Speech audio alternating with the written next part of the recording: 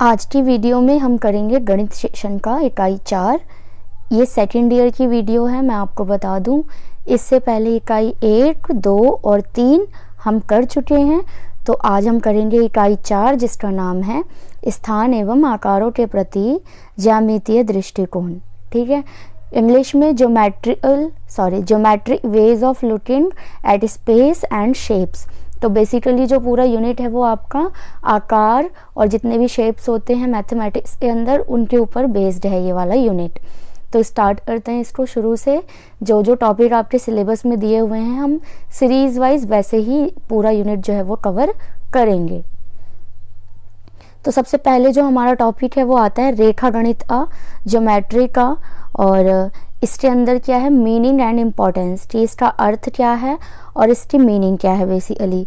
तो क्या मीनिंग होती है ज्योमेट्री की, आपने बचपन से पढ़ा होगा। तो अगर लिखने की बात हो, अगर हमें लिखना पड़े तो हम क्या करेंगे कि जो ये रेखा गणित है वो एक तरह से गणित की वह शाखा है जहाँ पर देखिए है तो ये शाखा ही है ना, गणित की। अगर जो रेखा गणित है, ज्योमेट्री है, वो मैथ की ही शाखा है या फिर एक कह सकते हैं एक अलग ही एक तरह से एक टाइप है या इसका पार्ट है हम कह सकते हैं बेसिकली। तो रेखा गणित क्या है, वह शाखा है जहाँ पर हमारा संबंध रेखाओं और उनकी बनी आकृतियों एवं उनके आकार प्रकार के बारे में अध्ययन करना होता है।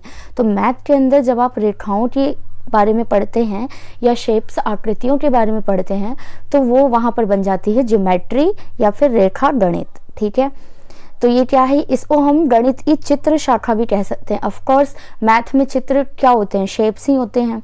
और शेप्स किससे बने होते हैं, रेखाओं से बने होंगे। मैथ में कोई तितली तो नहीं होगी, अगर तितली भी होगी तो वो बाय शेप्स या फिर रेखाओं से ही बनी हुई होगी। तो गणित की चित्र शाखा क्या है, कॉमन सा क्वेश्चन, रेखा गणित। ठीक है, अब थोड़ा सा इसके अर्थ को देख लेते हैं कि ये जो ज्योमेट्री है ये यूनानी शब्द जियोमेट्रॉन से मिलकर बना है, जिसके अंदर जियो का मतलब है भूमि और मेट्रोन का मतलब होता है मापना, अतः भूमि का माप। तो ये तरह से आप देख सकते हैं इसको।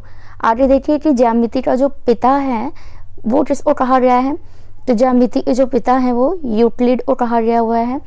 और अब हम बात करेंगे महत्व की। तो क्या महत्व है, क्या इम्पोर्टेंस है ज्यामिति का, या फिर जो हमारा ये ज्योमेट्री है उसका मैथ्स में क्या इम्पोर्टेंट है। बड़ा ही इम्पॉर्टेंट क्वेश्चन है क्योंकि जब ये क्वेश्चन आएगा तो साथ में आएगा। एक तो ये डिफाइन करने को बोलेंगे कि क्या है ये ज्योमेट्री, दूसरा इसकी इम्पोर्टेंस क्या है, तो आपको वहाँ पर ये बताना होगा। तो इम्पोर्टेंस की अगर बात की जाए तो ये मापन प्रक्रिया के लिए आवश्यक है। मैथ के अंदर जब मापन कहा जाएगा ना, मेजरमेंट, तो वहाँ पे हमें ज्योमेट्री की ज़रूरत पड़ेगी। और क्या है, समानता, सुडौलता, अनुरूपता, समरूपता आदि की समझ जो है बच्चों में वो ज्योमेट्री से ही उत्पन्न होगी। गणित विषय की समझ में ये सहायक होता है, मैथ्स को समझने में ये इजी रहता है। और क्या है इसमें, विज्ञान, इंजीनियरिंग, आर्किटेक्चर, पेंटिंग और विभिन्न डिज़ाइन को बनाने में भी आवश्यक है। जितने भी आर्किटेक्चर होंगे आप देखेंगे तो उनमें भी ज्योमेट्री की शेप समझ जो है वो होती है। विभिन्न चित्रों एवं डिजाइनों के निर्माण में सहायक है। तर्क आधारित ज्ञान अर्जन करने का भी ये एक माध्यम है। तो ये सारी इसकी इंपॉर्टेंस हो गई और पहला टॉपिक खत्म हो गया।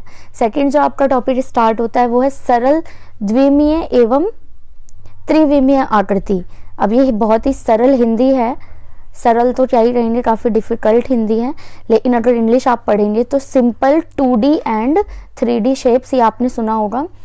3D पेंटिंग सुनी होगी या फिर 3D कुछ तो सुना होगा ऐसा। तो ये मैथ्स के अंदर ज्योमेट्री में इसका क्या रोल है वो अब आप यहाँ पर देखेंगे। क्या होता है फिर द्विमीय जो आकृतियां हैं या फिर जो 2D आकृतियां हैं वो क्या होती हैं, इन आकारों की दो ही विमाएं होती हैं। जो भी आपकी 2D या फिर द्विमीय आकृतियां होंगी इसकी दो ही विमाएं आपको नजर आएंगी, लंबाई चौड़ाई या फिर चौड़ाई ऊंचाई। ठीक है, इन्हें पृष्ठीय तल पर खींचा जाता है। पृष्ठीय जैसे किसी पेपर पे खींच दिया, किसी भी समतल जगह पे खींच दिया। जैसे कि आप देख सकते हैं एग्जाम्पल के लिए ये त्रिभुज बना हुआ है, ये आयत और ये वृत्त। तो ये क्या है, हमारी 2D शेप्स हैं। ठीक है, द्विमीय आकृतियां। वहीं बात करें त्रिविमीय आकृतियों की, 3D शेप्स की, तो क्या होता है कि ये आकार स्थान घेरती हैं। ये जो आकार हैं हमारी 3D शेप्स हैं, ये कोई ना कोई स्थान जो है वो घेरेंगी। इनकी 3 विमाएं होती हैं इसलिए 3D शेप्स कहा जाता है। ये ठोस आकार के कोने उसके शीर्ष, उसके ढांचे के रेखाखंडों, उसके किनारे, कोर तथा उसके सपाट पृष्ठ उसके फलक कहलाते हैं। तो ये जो 3D शेप्स होती हैं इनमें ये सारी बातें यहाँ पर इंक्लूड होंगी। एग्जाम्पल के लिए आप देख सकते हैं जो ट्यूब होता है, घन, या फिर बेलन देख लीजिए या घनाभ, ये आप कह सकते हैं कि ये 3D शेप्स हैं। ये आकार घेरेंगी और इनका क्या होगा, इनमें केवल ऊंचाई और ये ही नहीं होता, ऊंचाई लंबाई ही नहीं होती बल्कि आकार घेरती हैं, इनका कुछ ना कुछ वॉल्यूम होता है। इसलिए आप देखते हैं कि वॉल्यूम जो होता है वो सिर्फ और सिर्फ 3D शेप्स का ही निकाला जाता है जब हायर क्लासेस में बच्चे जाते हैं। तो वो यहाँ से आप समझ सकते हैं उन चीज़ों को। अब जो नेक्स्ट टॉपिक है वो सर्वांग समता और समरूपता, कॉन्ग्रुएंसी एंड सिमिलैरिटी।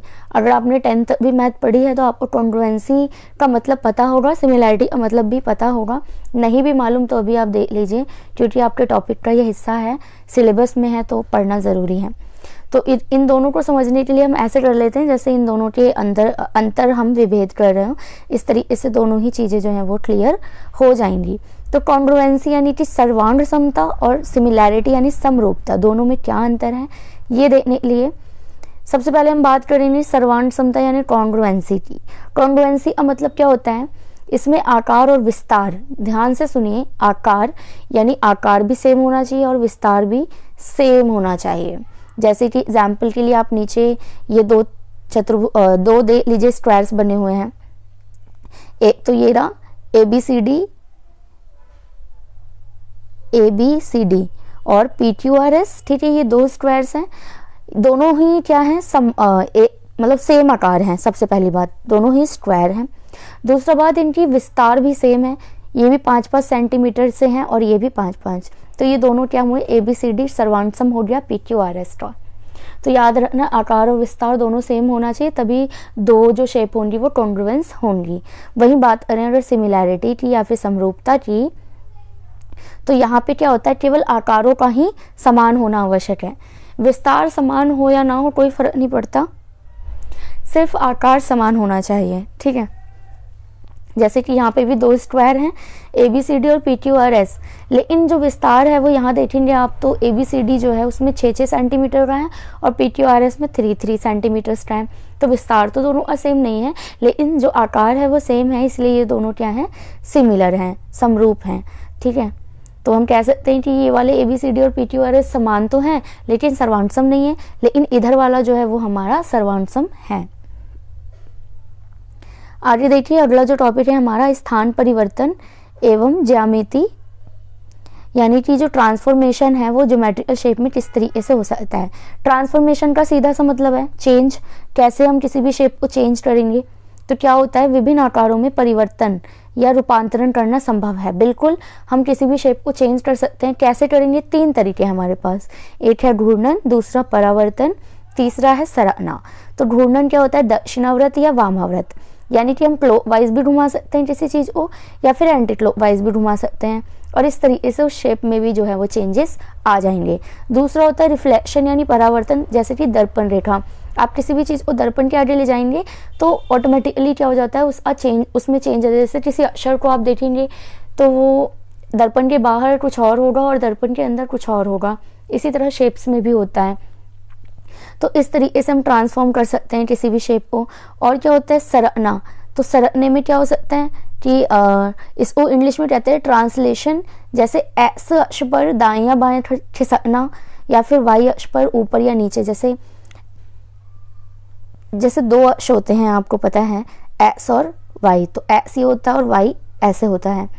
तो एक्स पे क्या हो सकता है, कोई भी वस्तु है वो दाएं या फिर बाएं खिसक सकती है, वाई पे ऊपर या नीचे। तो इस तरीके से इसमें ट्रांसफॉर्मेशन हो सकती है। तो आपको ये तीनों पॉइंट जो हैं लिखने हैं जब भी ट्रांसफॉर्मेशन की बात होगी ज्योमेट्रिकल शेप्स में। नेक्स्ट जो हमारा टॉपिक है वो है मापन एवं ज्यामितीय आकार, यानी कि मेजरमेंट एंड ज्योमेट्रिकल शेप्स। अब मेजरमेंट कैसे होगी, कैसे नापा जाए, मापन कैसे होगा, तो रेखाखंडों का मापन कैसे होगा भाई, इसके लिए 2 चीज़ें बहुत इंपॉर्टेंट है। एक होता है रूलर यानी पैमाना, शुरू से फुट्टा या फिर स्केल यूज़ करते आए हैं हम ज्योमेट्रिकल शेप्स बनाने के लिए, और डिवाइडर होता है। तो अब देख लेते हैं कि डिफरेंट चीज़ों को कैसे मापेंगे। तो यदि कोण का मापन करना हुआ, कोण अगर एंगल नापना है तो क्या चीज़ यूज़ करते हैं हम, ज्यामितीय यंत्र होता है चंदा या फिर प्रोट्रैक्टर कहते हैं जिसको, अर्धवृत्तीय आकार का होता है ये, ऐसा डी फुट्टा सुना होगा आपने, ये वही है। चतुर्भुज के मापन में आप क्या करेंगे, ज्यामितीय यंत्रों के प्रयोग द्वारा ज्यामितीय आकारों की रचना कर देंगे। सीधी सी बात है, स्केल लिया और आप नाप लेंगे उसको। ज्यामितीय, अब जो लास्ट टॉपिक है उसे ध्यान से देखें, ज्यामितीय आकारों, ज्यामितीय यंत्रों के प्रयोग द्वारा, ज्यामितीय यंत्रों के प्रयोग द्वारा ज्यामितीय आकारों की रचना। अब ज्यामितीय यंत्र क्या होते हैं मैं आपको बता चुकी हूँ, ऊपर स्केल होता है, प्रोट्रैक्टर, कॉम्पास, जितनी भी हमारे ज्योमेट्री के अंदर जो ज्योमेट्री आपने खरीदी होगी कभी, जिसमें सारे मैथ्स के रूलर वगैरह आते हैं, तो वो सारे ही यंत्र होते हैं। अब उनके द्वारा हम क्या कर सकते हैं, ज्यामितीय शेप्स को खींच सकते हैं। अब क्या क्या चीज़ें होंगी उसमें, वो आपके लिए ज़्यादा इंपॉर्टेंट है, जैसे पैमाना, प्रकार हो गया, कंपास, डिवाइडर हो गया, और सेट स्क्वायर होता है एक उसके अंदर, चंदा हो गया, प्रोट्रैक्टर कहते हैं जिसको। तो ये सारे यंत्र होते हैं, इनकी सहायता से हम ज्योमेट्रिकल शेप्स को खींच सकते हैं। अब आप चाहें तो इसको थोड़ा, अगर एग्जाम में आता है तो इसको एक्सप्लेन करेंगे और बता सकते हैं कि कौन से यंत्र से कौन सी शेप जो है वो बेटर तरीके से आप खींचेंगे या फिर नाप सकेंगे। तो बेसिकली ये पूरा ही यूनिट आपका शेप्स के ऊपर था, ज्योमेट्री के ऊपर था। तो ये यूनिट जो है यहाँ पर कंप्लीट हो गया है। बहुत ही जल्दी मैं यूनिट 5 लेकर आऊँगी, जिसके बाद जो है वो आपका मैथ का सिलेबस यहाँ पर सेकेंड ईयर का ख़त्म हो जाएगा। और मैं कोशिश करूँगी कि अब कंटिन्यू वीडियोज़ आएँ और पूरा सेकेंड ईयर का सिलेबस हम यहाँ पर कवर करें।